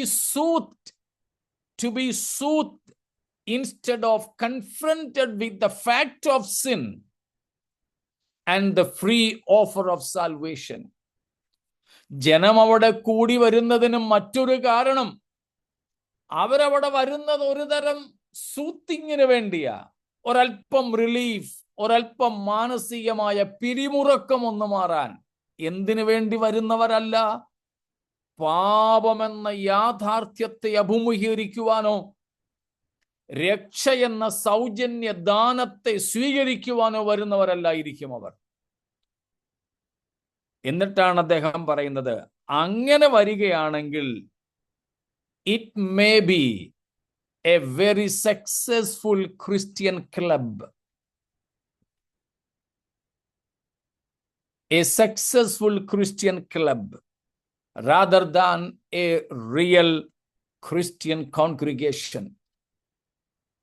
അങ്ങനെയുള്ള കൂടിവരവുകൾ ആളെത്ര കൂടിയാലും, അവിടെ എത്ര ലൈവ് വർഷിപ്പ് എന്നൊക്കെ പറയത്തില്ലേ, ഒക്കെ ഉണ്ടായാലും, എത്ര ഉന്നതന്മാര് വന്നാലും, എത്ര ഫെസിലിറ്റീസ്, എത്ര സ്വന്തമായ സ്ഥാപനങ്ങളും കാര്യങ്ങളുമൊക്കെ ഉണ്ടായാലും, ഉയർത്തെഴുന്നേറ്റ കർത്താവ് വസിക്കുന്നില്ലെങ്കിൽ അത് വെറും ഒരു ക്ലബായിട്ട് അധപ്പതിക്കും. ഞാൻ ഈ പ്രബോധന വാക്യങ്ങളോടുകൂടെ നിർത്തുന്നു. നമ്മുടെ കൂടിവരവുകൾ ക്ലബുകളായി അധപ്പതിക്കരുത്. ക്രിസ്തുരഹിതരായ കുറെ മനുഷ്യരുടെ ക്ലബ് സംസ്കാരത്തിലേക്ക് സഭ അധപ്പതിക്കരുത്. വെളിപ്പാട് 3-ാമത്തെ അധ്യായം 20-ാം വാക്യത്തിലേക്ക് വരുമ്പോൾ കാണുന്നു, ക്രിസ്തു പറയുക, ഞാൻ വാതിൽക്കൽ നിന്ന് മുട്ടുന്നു. ക്രിസ്തു ഇല്ലാത്ത സഭയായി സഭ മാറി. പിന്നത് സഭയല്ല, പിന്നത് വെറുമൊരു ക്രിസ്തീയ ക്ലബുകൾ മാത്രമായിട്ട് മാറും. നമ്മുടെ കൂടിവരവുകൾ ക്ലബുകളായിട്ട് അധപ്പതിക്കരുത്. വെറുതെ ഒരു ഫെലോഷിപ്പ്, വെറുതെ ഒരു കൂടിവരവ്, ഒരു സോഷ്യൽ ഗാദറിങ്, അതായി നമ്മുടെ സഭകൾ തീരരുത്. തീരാതിരിക്കണമെങ്കിൽ 7 പൊൻനിലവിളക്കുകളുടെ നടുവിൽ മാറത്ത് പൊൻകച്ച് കെട്ടിയവനായി നടന്ന മശിഹാ തമ്പുരാൻ നമ്മുടെ നടുവിൽ വസിക്കട്ടെ. അതിനുവേണ്ടി നാം ദൈവത്തിന്റെ ആലയങ്ങളായി തീരാം. അതിൽ കുറഞ്ഞതൊന്നുമായി നാം മാറരുത്. ആള് കൂടിയാലും കുറഞ്ഞാലും ഉയർത്തെഴുന്നേറ്റ യേശുക്രിസ്തുവിന്റെ നിറസാന്നിധ്യമുള്ള കൂടിവരവുകളായി, ദൈവാലയങ്ങളായി നമുക്ക് തുടരാം. ബാക്കി ഭാഗം കർത്താവ് വന്നില്ലെങ്കിൽ നമുക്ക് നാളെ ചിന്തിക്കാം. കർത്താവിന്റെ വരവനായിട്ട് ഒരുങ്ങാം. നമ്മെ നമുക്ക് സമർപ്പിക്കാം. ക്രിസ്താനുരൂപരായി തീരാം. ഈ വചനങ്ങളാൽ ദൈവം നമ്മെ അനുഗ്രഹിക്കുമാറാകട്ടെ. കർത്താവിന്റെ മഹത്വമുള്ള നാമം വാഴ്ത്തപ്പെടുമാറാകട്ടെ. കർത്താവിൽ ആശ്രയിച്ച് നാം കേട്ടുകൊണ്ടിരുന്ന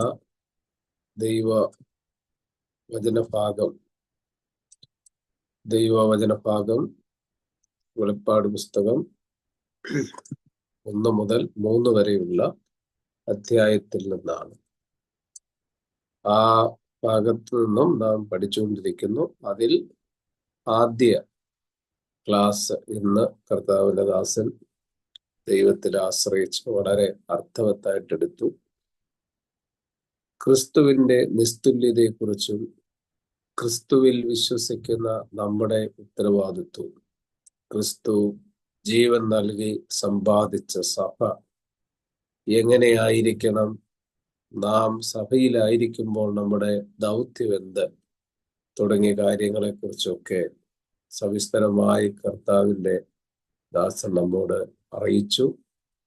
ഈ കാലങ്ങളിൽ ദൈവസഭയിൽ ഉണ്ടായിരിക്കുന്ന ചില പ്രവണതകൾ, അതിനോടൊപ്പം കൂടുവാൻ ആളുകൾ ഇന്ന് മത്സരിക്കുമ്പോൾ, സത്യസുവിശേഷത്താൽ വീണ്ടും ജനിച്ചിരിക്കുന്ന നാം സത്യത്തിന്റെ പക്ഷത്ത് നിന്ന് സത്യത്തിൽ പിതാവായ ദൈവത്തെ, പുത്രനായ ദൈവത്തെ, പരിശുദ്ധാത്മാവാകുന്ന ദൈവത്തെ ആരാധിക്കുകയും അനുസരിക്കുകയും ചെയ്യണം എന്ന് കർത്താവിന്റെ ദാസൻ ഓർപ്പിച്ചല്ലോ. നാളെയും നമുക്ക് ഈ ക്ലാസ് ഉണ്ട്. ഈ സെയിം ടൈമിന് തന്നെ നാളെയും നമുക്ക് ക്ലാസ് ഉണ്ട്. എല്ലാ പ്രിയപ്പെട്ടവരും കൃത്യസമയത്തിന് കടന്നു വരണം. ദൈവം നമ്മളെ സഹായിക്കട്ടെ. നല്ലവനായ കർത്താവേ, അവിടെ നൽകിയ നല്ല ആലോചനകൾക്കായി നന്ദി പറയുന്നു. കർത്താവെ, അങ്ങയുടെ തിരുവചനത്തിൽ നിന്ന് ഞങ്ങൾ പഠിക്കുന്നു. തിരുവചനം അങ്ങയുടേതാണ്. അതുകൊണ്ട് തന്നെ അത് വിശുദ്ധവും അത് കേൾക്കുന്നതും വായിക്കുന്നതും പഠിക്കുന്നതും പഠിപ്പിക്കുന്നതും ഞങ്ങളുടെ ശുദ്ധീകരണത്തിന് സഹായിക്കുന്നതുമാണല്ലോ. ഈ കർത്താവിന്റെ ദാസനിലൂടെ ഇന്ന് കേട്ട എല്ലാ അർത്ഥവത്തായ തിരുവചന സന്ദേശങ്ങൾക്കായി സ്തോത്രം. അതൊക്കെ ഞങ്ങളുടെ ജീവിതത്തിൽ നിലനിർത്തി കർത്താവിനെ വിശ്വസ്തയോടെ അനുസരിക്കുവാൻ, സ്നേഹിക്കുവാനൊക്കെ ഞങ്ങൾക്ക് കൃപ നൽകണമേ. ഇന്ന് തിരുവചനത്തിൽ നിന്ന് ഭംഗിയായി അതിൻ്റെ പൊരുളുകൾ തിരിക്കാൻ ഈ പ്രിയ കർത്താവിന്റെ ദാസനെ അവിടുന്ന് ഉപയോഗിച്ചു. പിന്നെയും കർത്താവ് സഹായിക്കണം. നാളെയും ഞങ്ങൾക്ക് ഒരുമിച്ച് കൂടാൻ അനുഗ്രഹിക്കണമേ. കർത്താവ് ഞങ്ങളെ ബലപ്പെടുത്തിയാണ് എല്ലാ രീതിയിലും സൂക്ഷിക്കണം. യേശുവിൻ നാമത്തിൽ ചോദിക്കുന്നു, കൃപ തോന്നി കേൾക്കണം സ്വർഗീയ പിതാവേ. ആമേൻ. ആമേൻ.